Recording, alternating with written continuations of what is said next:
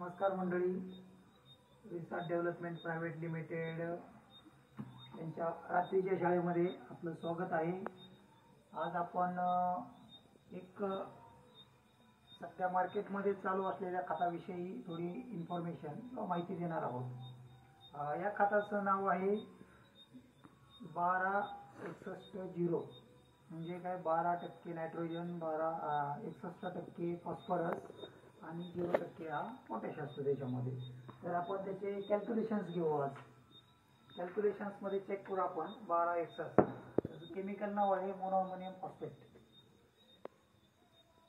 126160 chemical नाव काय आहे त्याचं?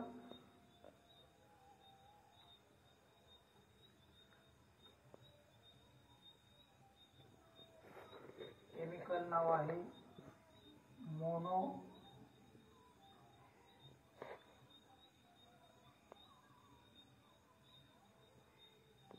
अमोनियम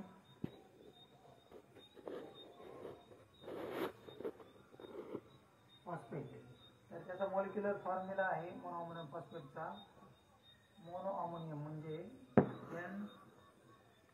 NH3 मोनो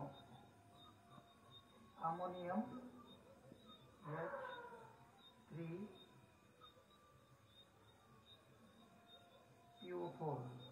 तर अमोनियाचं मॉलिक्युलर वेट जनरली राहतं 17। त्याच्यानंतर फॉस्फरिक ॲसिडचं मॉलिक्युलर वेट राहतं 98। तर आपण बेरीज करू याची। 17 अधिक 98, 7 15ला 5, अच्छा 1 घेतला तर 115। आपण कॅल्क्युलेशन करू। फॉस्फरसचं मॉलिक्युलर वेट जनरली राहतं, जनरली म्हणजे स्टँडर्ड राहतं 30.97। तर आपण कॅल्क्युलेशन करू की अमाऊंट ऑफ फॉस्फरस मोनोअमोनियम फॉस्फेटमध्ये ॲक्च्युअल किती असतो। तर 30.97 उधर जाओ थोड़ी देर 30.97 भागिले total molecular weight. The molecular weight of phosphorus divided by total molecular weight of monoammonium phosphate 115 multiply by percent मध्ये काढू आपण त्याला। 100 ने मल्टिप्लाय केले पर्सेंट मध्ये येतं। तर 30.97 भागिले 115। तर त्याचं कॅल्क्युलेशन जनरली येतं ते 0.26 मल्टिप्लाय बाय 100। तर ते पर्सेंट मध्ये येतं।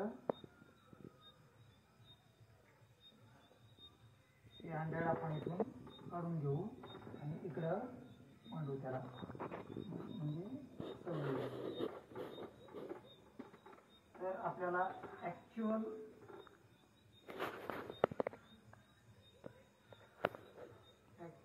phosphorus content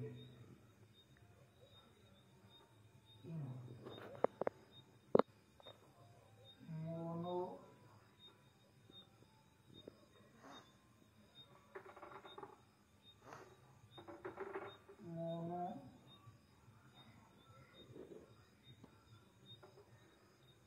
monoammonium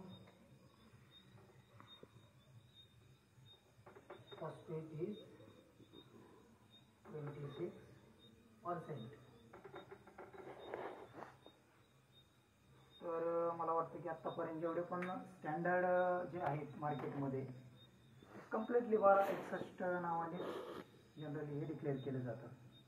तर 12% नत्र, 61% फॉस्फरस।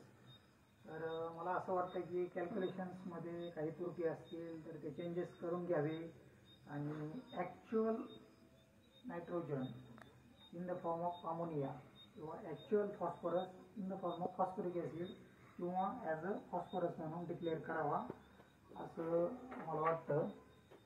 थँक्यू व्हेरी मच आणि धन्यवाद।